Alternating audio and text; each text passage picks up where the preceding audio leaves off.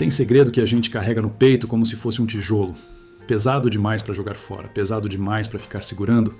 O meu começou num sábado de chuva, num porão que eu nunca mais consegui esquecer. Antes de eu continuar, se você curte esse tipo de história real, dessas que a gente nunca conta pra família, mas conta pra quem entende, você tem Telegram? Lá dentro tem conteúdo que não aparece aqui fora. E cada membro me ajuda a seguir, trazendo esses relatos do jeito que eles merecem ser contados. E os relatos completos estão saindo por lá sem cortes. O link está na descrição. Mas agora, deixa que eu te contar o que aconteceu. Minha irmã, Daiane, sempre foi aquele tipo de pessoa que parecia ter a vida resolvida. Casou cedo, casou bem, pelo menos era o que todo mundo achava. O marido dela se chamava Gilmar. Gilmar era daqueles caras que preenchem o ambiente quando entram. Não era bonito de revista, não. Era bonito de verdade. Daquele jeito que você nota e tenta não notar ao mesmo tempo. Alto, cabelo escuro, aquele sorriso de canto de boca que parecia que ele sabia de alguma coisa que você não sabia. Eu sempre fui próximo da minha irmã, então acabei sendo próximo dele também. A gente se via todo fim de semana na casa deles, almoço de família, essas coisas. Gilmar me tratava bem. Não como cunhado distante, sabe? Me tratava como se eu fosse da turma dele. Me chamava para ajudar a arrumar coisa em casa, me incluía nas conversas, ria das minhas piadas. Era gostoso se sentir assim, incluso daquele jeito. Mas tinha uma coisa que eu fingia não perceber. O jeito que ele me olhava às vezes não era um olhar de irmão, não era um olhar de amigo. Era um olhar que durava um segundo a mais do que devia, aquele segundo a mais que muda tudo. Eu desviava o olho e fingia que não tinha visto, porque era mais fácil assim. Porque admitir que eu tinha visto significava admitir que eu tinha sentido alguma coisa também. Naquele sábado, choveu desde cedo. A família toda estava lá, minha mãe, meu pai, uns primos. A casa da Daiane era grande, daquelas antigas com porão embaixo que eles usavam para guardar ferramentas, coisas velhas, o freezer extra. Durante a tarde, enquanto todo mundo ficou na sala vendo televisão, eu fui pegar uma água na cozinha. Foi aí que o Gilmar apareceu no corredor. Ele estava diferente naquele dia, mais quieto. O sorriso de canto de boca estava lá, mas menor. Ele olhou para os dois lados do corredor, como quem verifica se alguém está por perto, e falou baixo. Vem comigo no porão, preciso de uma força com uma coisa lá. Só isso, uma frase simples. Podia ser qualquer coisa. Freezer com problema, caixa pesada para mover, sei lá. Eu falei que tudo bem e fui, porque era normal, porque era só uma ajuda, porque eu precisava acreditar que era só isso. A escada do porão rangia, a luz lá embaixo era fraca, uma lâmpada amarelada que balançava levemente. O cheiro era de umidade e de madeira velha. Gilmar desceu na minha frente e quando chegou lá embaixo ficou parado no meio do ambiente, de costas para mim. Eu olhei em volta esperando ver o que precisava ser arrumado. Não tinha nada fora do lugar. Tudo exatamente como sempre estava. Eu ia perguntar o que era para ajudar quando ele se virou.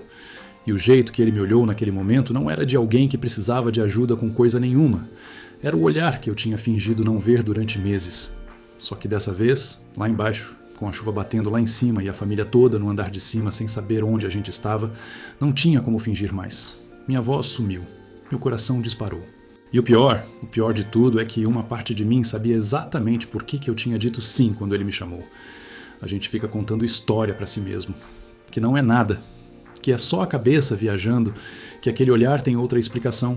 Eu tinha ficado meses fazendo isso, mas lá no porão, com ele na minha frente daquele jeito, não tinha mais história nenhuma que eu pudesse contar para mim mesmo que fizesse sentido. O Gilmar não disse nada de cara. Ficou me olhando por alguns segundos que pareceram muito mais longos do que eram. A lâmpada amarelada balançava levemente lá em cima da gente. A chuva batia no telhado. Lá em cima eu ouvia muito distante o som da televisão da sala. A minha família, a minha irmã, ele deu um passo na minha direção. Só um. E eu não recuei. Esse foi o momento, não o que veio depois. Foi ali, naquele passo que eu deixei acontecer, que tudo mudou.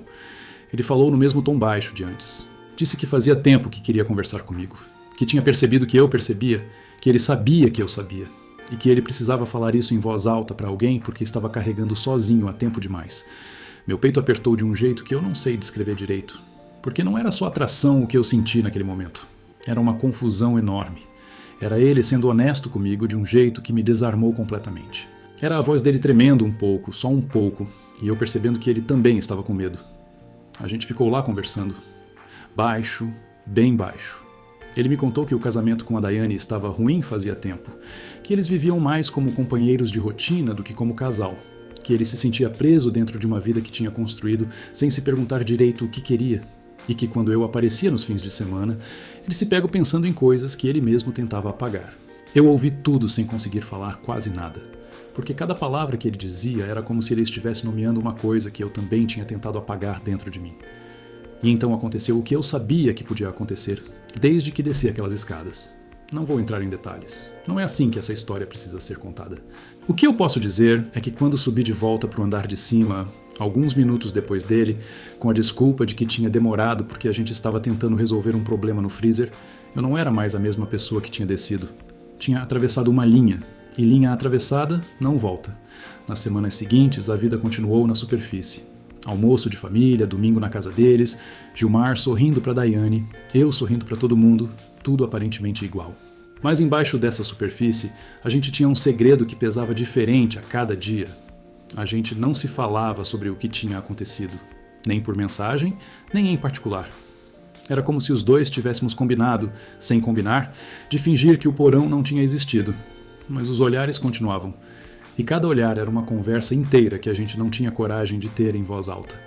Foi num desses domingos, umas 3 semanas depois, que tudo começou a desabar. Eu estava ajudando a Daiane na cozinha. Ela estava quieta, mais quieta do que o normal. Aí ela parou o que estava fazendo, me olhou de um jeito que eu nunca tinha visto ela me olhar antes e perguntou: "Tá acontecendo alguma coisa que eu preciso saber?" O chão sumiu debaixo dos meus pés.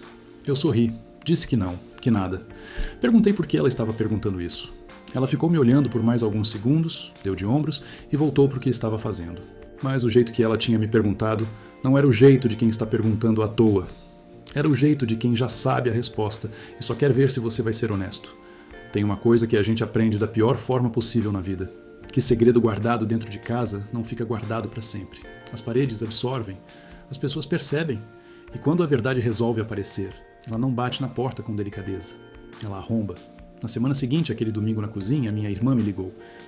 Não era horário de ligação de rotina. Era uma terça à noite, tarde. Quando eu atendi e ouvi o silêncio antes dela falar, eu já soube. Ela disse que precisava me ver. Só isso. Eu fui.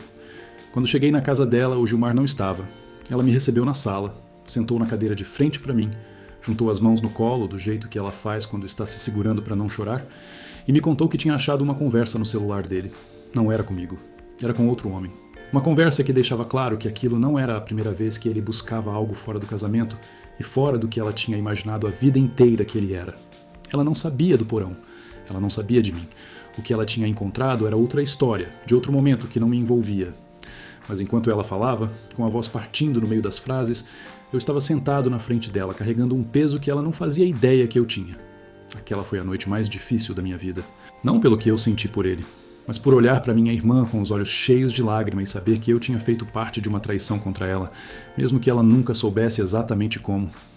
Eu fiquei com ela até tarde. Ouvi, abracei, disse que ela não estava sozinha, e cada palavra verdadeira que eu disse para ela naquela noite vinha misturada com uma culpa que eu não sabia como carregar. Nos meses seguintes, Daiane e Gilmar se separaram. Foi um processo longo, doloroso, daqueles que mexem com a família inteira. Eu estive do lado dela em cada etapa. E o Gilmar saiu da minha vida junto com o casamento deles, sem que a gente tivesse tido nenhuma conversa final, nenhum fechamento. Ele simplesmente foi. Eu fiquei com o porão. Demorei muito tempo para conseguir olhar para tudo aquilo com clareza. Primeiro veio a culpa, que foi pesada e longa. Depois veio uma raiva de mim mesmo, que também durou mais do que eu gostaria. E só depois de tudo isso, muito depois, é que eu consegui me sentar comigo mesmo e entender o que de fato tinha acontecido. Eu era uma pessoa que ainda não tinha feito as pazes com quem eu era, que vivia num espaço de negação tão profundo que quando alguém apareceu e nomeou uma coisa que eu sentia, eu não tive estrutura nenhuma para reagir de outro jeito. Isso não apaga a responsabilidade pelo que eu fiz, mas explica parte do caminho que me levou até lá.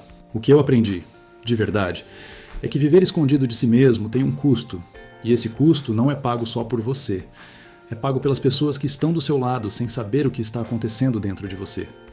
Se você está se escondendo hoje, de quem você é, do que você sente, do que você deseja, eu não estou aqui para te julgar.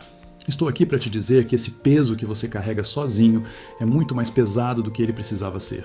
Que existe um caminho de volta para você mesmo que não passa por destruir ninguém.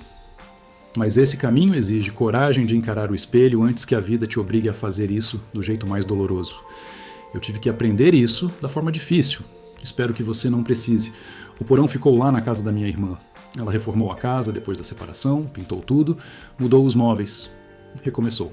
Eu também recomecei, do meu jeito, no meu tempo. E hoje eu consigo falar sobre isso sem o tijolo no peito que eu carregava antes. Não porque sumiu completamente, mas porque eu parei de fingir que ele não existia. Esse é o primeiro passo. Sempre foi. Se essa história tocou em alguma coisa dentro de você, me conta nos comentários. Não precisa falar tudo, só fala que você esteve aqui. E se você quer continuar acompanhando esses relatos reais, se inscreve no canal e assina o Telegram. É lá que as histórias mais pesadas ficam, as que eu não consigo contar em qualquer lugar. Te vejo no próximo relato.